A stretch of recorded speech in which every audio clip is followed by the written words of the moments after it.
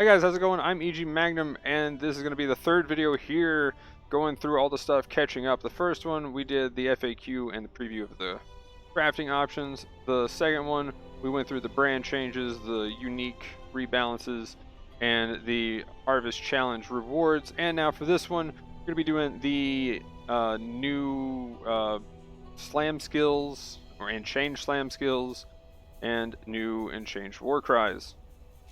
So the Fist of War support, alongside our announcement of Harvest, we revealed a new Fist of War support that works with all slams except Vol slams. Oh well. Some of that stuff, it kind of sucks when you see the Vol stuff not work. Also with the Fist of War, I haven't been completely sold that I'm going to use it, but I don't know, we'll give it a try. I mean, I do like slower gameplay too, so if it does work out and it feels good, then maybe.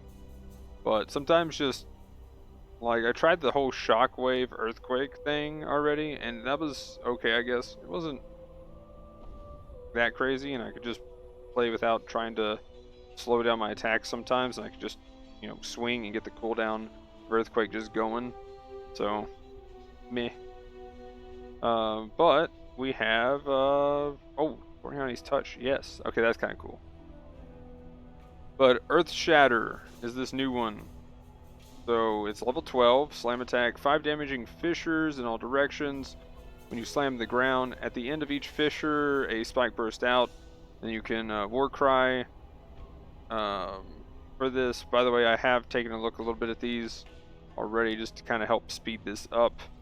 And it's kind of cool. It's kind of like a Perforate, which we'll look at Perforate here in a minute.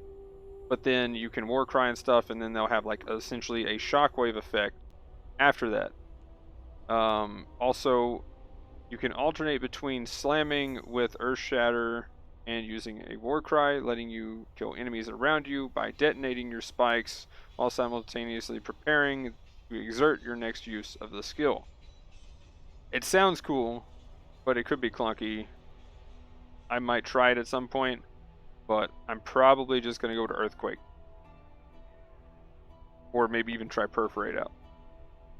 Tectonic Slam, they've changed it to where it's always your third hit that it'll consume an endurance charge, so it's no longer random, and now it increases its AoE based on how many endurance charges you have. So you definitely want to stack and invest in endurance charges with Tectonic Slam now. There's not going to be any low endurance charge investment. I mean, I guess there could be, but you pretty much want some at the very least. And I think that's cool. And it also kind of makes it unique in that case for being an endurance charge skill. And you'll probably have something, I guess, like Ruthless on just about every one, because again, every third hit is going to be big, and why not make every third hit even bigger? Perforate looks pretty cool. They increased how it is with the sand stance. Starts off slightly smaller, but increases the gem levels. Perforate also provides 1 additional spike at all levels, and also grants 2 additional spikes if you've changed stances recently. It's really nice, because it just felt like there wasn't enough AoE for what it did. Blood Stance. Now pretty much what they did is the increased area effect used to result in a loss to single target, and extra spikes from the Perforate enhancement would be placed outside of the range of most small enemies, and therefore wouldn't contribute any damage to the single targets. So, yeah, it's pretty much like they've just buffed it. It seems good overall. With the way I just read that, it's a little weird. I'm sorry, but essentially, Blood Stance is definitely better at doing single target. So, feels good. Yeah, so we'll definitely take a look at that one in the video. Thunder now. Big heavy hitting slams, and they kind of chunk instead of being like brrr, if that makes sense. At least though, what they're saying here is now they can overlap just like before, but if you slam in another direction, it'll cause the cascade to end prematurely. But they are, they have a minimum length that they travel anyway, so you can use stuff like fast melee stuff or multi-strike to go ahead and do single target on an enemy and not have to worry about canceling the just any damage. So Earthquake, Ground Slam, and Ice Crash are getting numerical changes, so those will be revealed closer to launch, which I'm guessing is just the patch notes. And then other slam skills. These skills are now categorized as slams and mostly unchanged, but have had their visual effects improved and can be used with the Fist of War support, which they kind of had up there. Also, by the way, this is a pretty big deal that's down here that people might miss.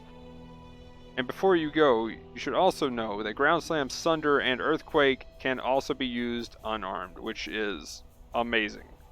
So, Ground Slam already provides a lot of flat fizz. Unless they're going to nerf the flat fizz on Ground Slam specifically, and specifically Earthquake, which adds a stupid amount of flat fizz, then unarmed is going to be gross with Earthquake. Just saying. But anyway, let's check out the video. There we go. So that's the new Earth Shatter. There we go. And so it creates the little spikes here at the end, and then boom, and then they each explode. Which, I mean, it looks cool. I just think that's awesome with Ice Crash. I want to do an Ice Crash build now, just saying. And so there's the Sunder. Boom, boom, boom, boom. Definitely has a bit wider AoE, looks like. I don't know, see, it looks like he's missing a lot of the, enemies there. I don't know, the combo damage is just gonna have to be absurd, otherwise I don't see that one. Like, look at all these other AoE stuff that you can use. Looks so much better.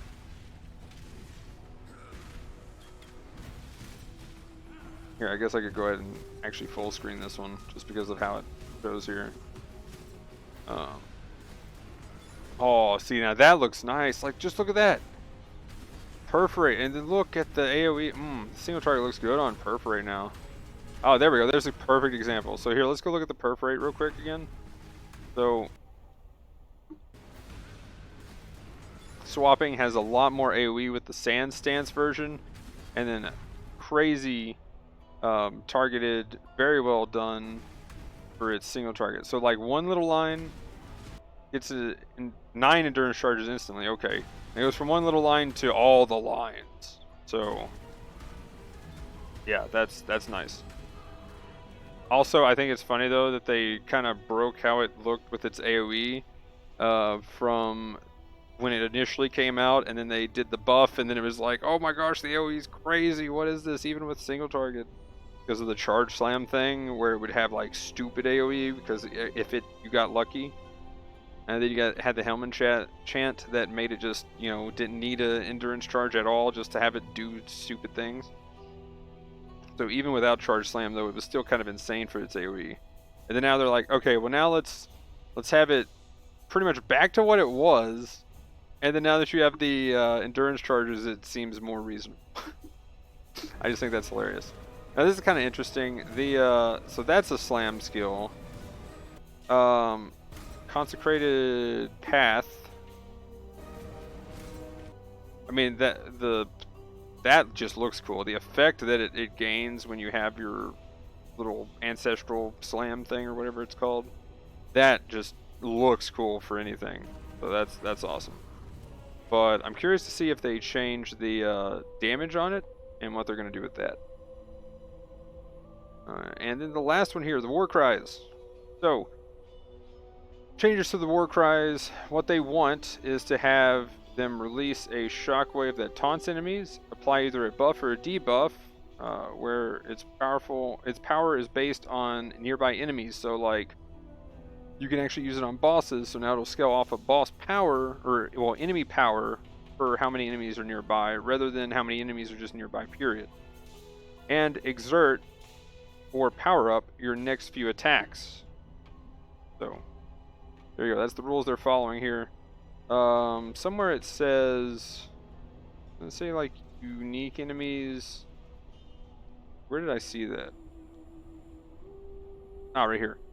So the old system, 5 small monsters would provide 5 times the War Cry benefit compared to the original.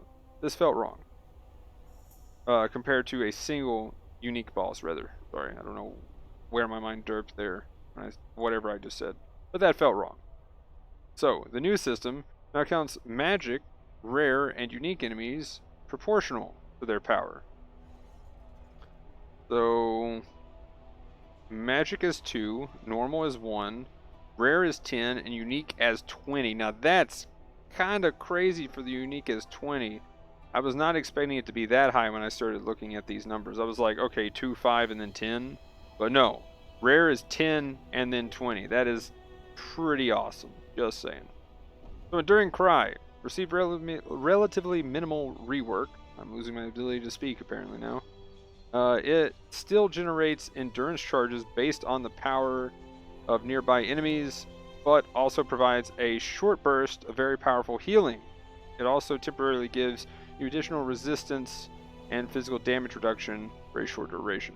Now, real quick, the main thing I'm curious about with all of these is what it means for just War Cries in general, because I want to know the numbers that they've changed. You know, what is the actual cooldown? How long can you shorten it based on, say, playing a Berserker? What does this mean for cluster jewels? Stuff like that. Like, that's kind of going to be the big thing looking forward, because I kind of liked the Enduring Cry regen type build that you could do with the War Cry stuff. I just kind of want to see if that's still going to be even slightly possible, or if I need to get that out of my mind right now. And with what they've been talking here, I feel like it's going to be like, probably need to forget about that, maybe, who knows. But that was pretty cool. And also, how are they going to, are they going to feel impactful enough to just hit them every now and then when you need them? Or is this going to be a thing where you have to hit them every 3 seconds because reasons? At which point, I think they mentioned something about because I know you pretty much could put it on your right click so it would auto do it, or left click rather, while you're running around. And if they're wanting them to feel more impactful, I wonder if they're going to change that so you can't do that. But if it does get, if these are something you want to have up pretty much all the time or use on cooldown, then hopefully we can still at least put them on the left click. And I mean, they still, I don't know. I kind of feel half and half about that, but I will take either form of them. Just don't give us where we have to hit a button every 3 seconds, please. With pretty much how Flask are still. I know a lot of people don't like doing that. Now me, I'll get into that and not care as much, but a lot of times when they do stuff like that, they're going to try to balance around that being part of a build. And in this case, you at least need to be able to just hold the left click down if that's going to be a thing. So Intimidating Cry. Previously, Intimidating Cry was only obtainable through a unique item. So now it is pretty much damage. It's intended to be the offensive counterpart to Enduring Cry. So you intimidate nearby enemies and your next few attacks deal double damage. So that's pretty much it. Pretty cool. Oh, it also provides a buff that lets you ignore some of your enemy's physical damage reduction based on nearby enemy power. So yeah, pretty cool. Ancestral Cry. So this is pretty much like Ancestral Call support, only it's a cry. So from what I could tell when I looked at the video, it looks like you have 2 like Ancestral guys come out in melee. So that's kind of cool. Both increases your melee range as well as providing bonus armor. So that's kind of nice. They tend to be well-rounded War Cry that generally provides benefit to anybody interested in playing strike skills. Seismic Cry. Now, will this replace, again, if the cooldown is low enough, this might replace Ancestral Call. Seismic Cry. Actually, I'd be curious to know how this would feel with Flicker Strike or something like that. That'd be kind of interesting. Or even Molten Strike. Speaking of Molten Strike. But yeah, Seismic Cry.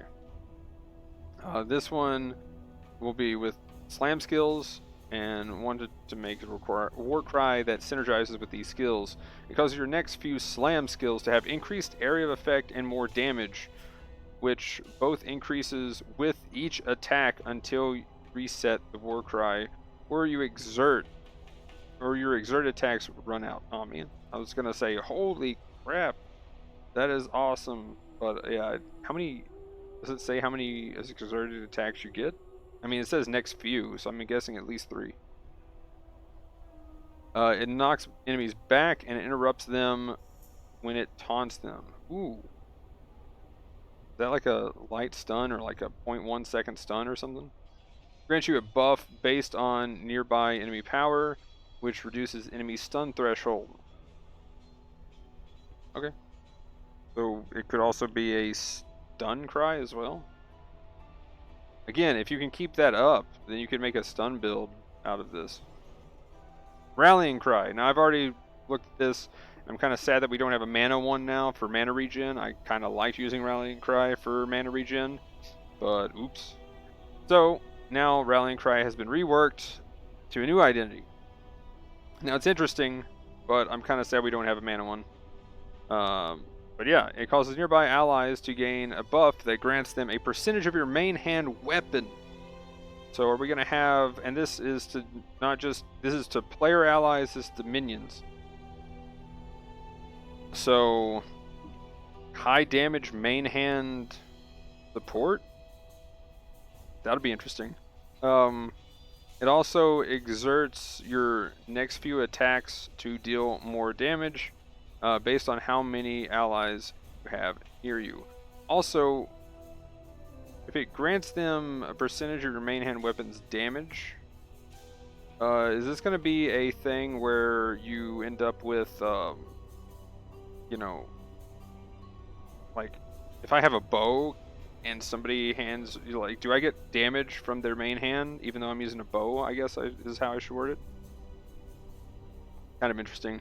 But it also exerts your next few attacks to deal more damage based on how many allies you have near you. So you can do the whole, like, minion melee kind of thing. This kind of makes me think of Dominating Blow kind of deal here. And then probably combo it with General's Cry, which I'll mention here in a second. So you can go all Lord of the Rings with General's Cry. Spoilers as to how that acts. This is rework to existing skill to give it a new identity. This obviously seems to fit a very supportive type of role, but we wanted to do a new way to support allies. Infernal Cry. This one looks interesting. It's replacing Abyssal Cry, but it kind of works like Abyssal Cry. So now things explode dealing fire damage, so it's different ways to scale it. Cover enemies in ash, which is kind of nice. And then you get a combustion, no, sorry, I'm going to say combustion, but you get a combust trigger when hitting an enemy. Combust is a triggered area of effect attack skill granted by the Infernal Cry gem. It scales with attack damage modifiers and can benefit from your support. And then General's Cry. So it's a new War Cry that is designed to be very open-ended in how it can be used, which this sounds crazy actually with how it can be used. I'm thinking do a like necro dominating blow kind of thing with this. But anyway, this War Cry summons ghostly mirage warriors from corpses near you. So you do that with dominating blow and rallying cry, and there you go. Have fun. These ghosts use one of the linked skills once before dissipating. So I mean, if they, so here's the question. Wait a minute. So are they just ghost And then do they count as allies? So if they count as allies, Rallying Cry, awesome. Then you give them a bunch of damage, and then they all like earthquake the ground, and then boom, you just see a boss disappear. The number of warriors you summon is based on the total power of nearby enemies as well as the power of nearby corpses. So, desecrate, summon a bunch of stuff, Rallying Cry real quick, boom. Goodbye, boss. That's what I'm seeing. That sounds really cool. I kind of want to, if my bleed thing doesn't work, I might league start that. That sounds crazy. If that's how that works, that is dumb. If I get a two-handed mace for dominating blow and run around, and my clear is that essentially, if that works out well enough, and then when I get to a boss, my single target is desecrate, spell cascade with, then I'll General's Cry, Rallying Cry, you know, and they earthquake the ground. So I can have Dominating Blow in a 6-link and that in a 6-link, and just, will that be that insane, like an earthquake that ends up doing that? Like, oh my gosh, that would be gross. I'm just thinking of like 7 earthquakes going off at the same time is like all I can think about here. This is crazy. Anyway, let's look at the video. By the way, spoilers, General's Cry is not in the video, so we'll just have to wait and see how that works. Maybe they'll give us one later. Oh, and they've also added a keystone instead of a notable to make your War Cries instant, but you they'll go back on a global cooldown. So by the way, when I was talking there with the General's Cry and Rallying Cry, they now have their own individual cooldown. Unless, well, of course you do the keystone, but then they all have a global cooldown at that point. So you can't use multiple. Okay, here we go. So Seismic Cry, big area, bigger area. Okay, that's cool. I definitely want to use that with Ice Crash, I think. Rallying Cry. Is that Dominating Blow that they're doing? Yeah. So obvious idea for that one. I mean, that works. Ooh, hey, whoa, hang on. Ancestral Cry. That was Molten Strike.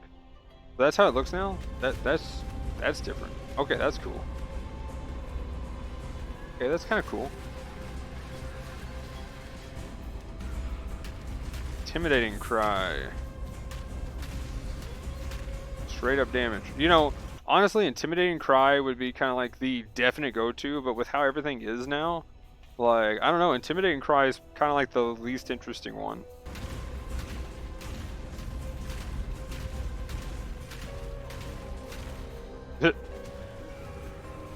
Enduring Cry.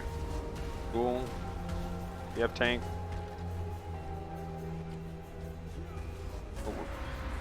Whoa. That was a pop. And you see all the little tiny explosions everywhere? Oh my gosh. Oh, dude. Boom. Okay, now that's cool. I'm definitely doing some kind of fire build. Like, ooh, we gotta do Infernal Cry. Maybe that pretty much chieftain kind of thing. Oh, dude, that looks so good. Maybe I'll do the whatever the helmet is, that fire resist kind of thing. Because you cover things in ash that way, so I guess you won't have to take the chieftain point to do that. But I mean, Enduring Cry just seems pretty same. And I'm trying to 2 seconds. Drop, and then it has like 1 second left. Okay, well, I mean, maybe there's a reason to still do Berserker. Maybe you can get that almost 100% uptime, I guess. Interesting.